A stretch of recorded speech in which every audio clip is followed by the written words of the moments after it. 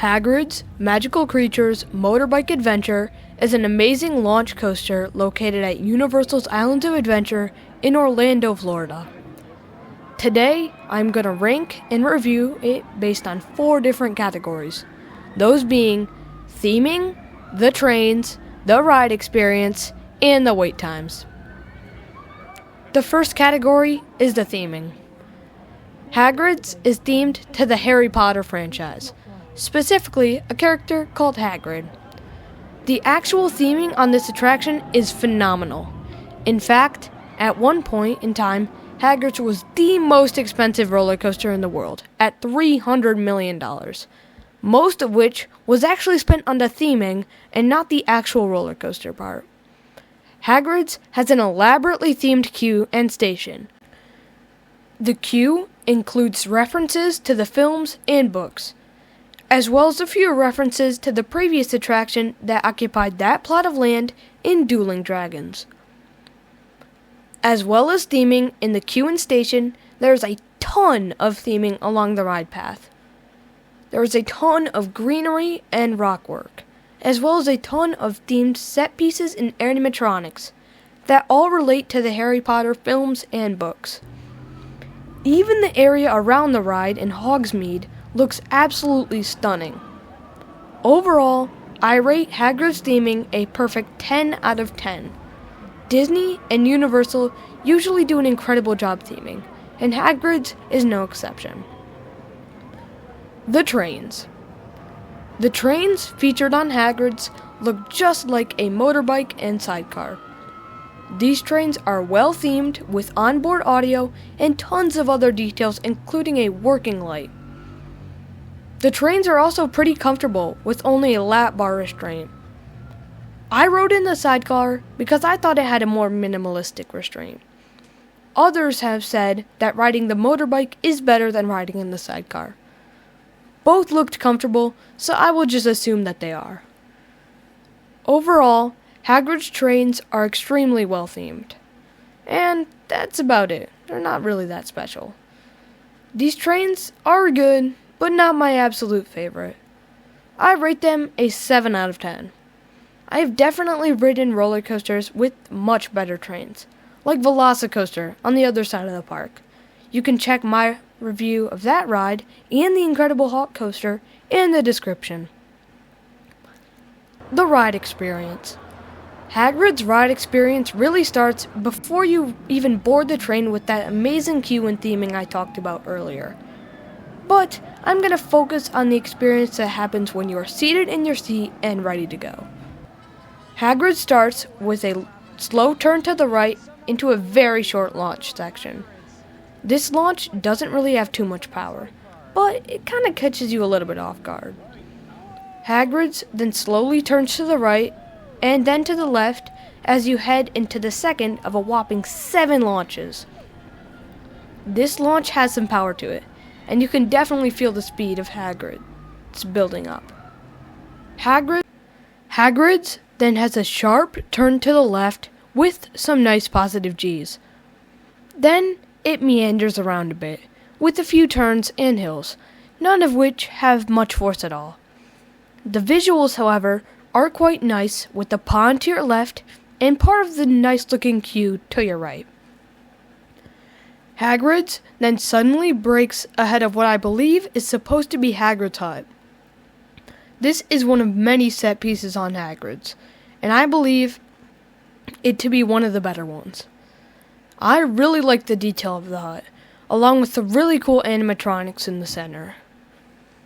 Then, Hagrid's drops into what I believe to be the second fastest launch on the ride.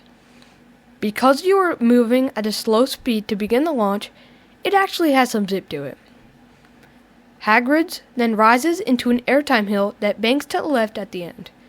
This hill actually gives some decent floater airtime, which is a nice contrast to the launches and mild positive G's. Hagrid's then navigates quite a few twists over the water.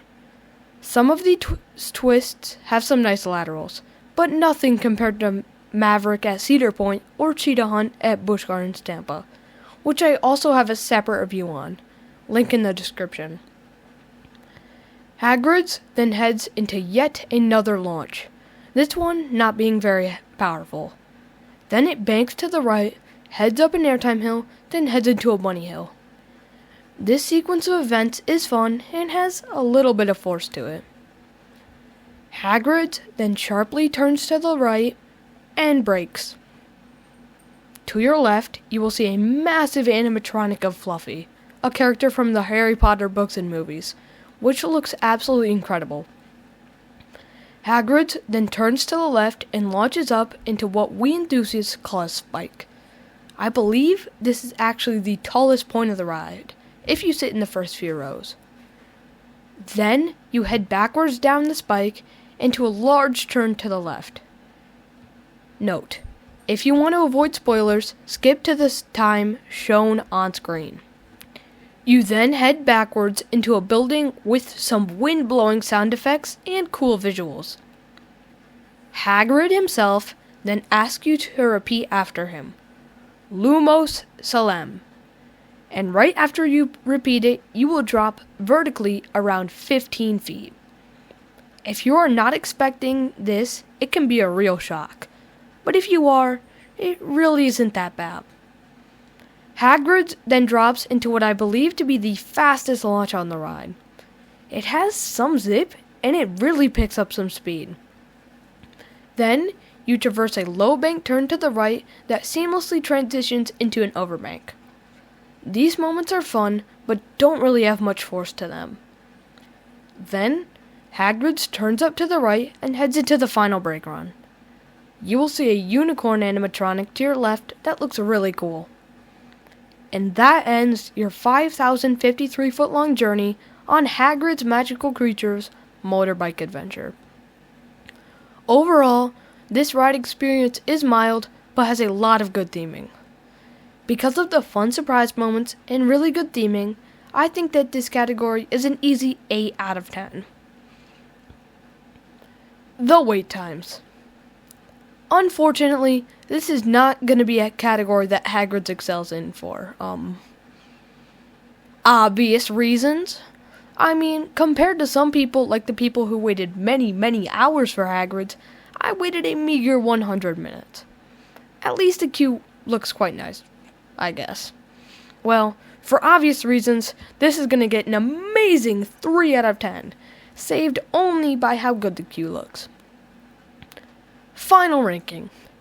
If we add up all the categories, which were 10 out of 10, 7 out of 10, 8 out of 10, and 3 out of 10, we get a final score of 28 out of 40, or a 70%.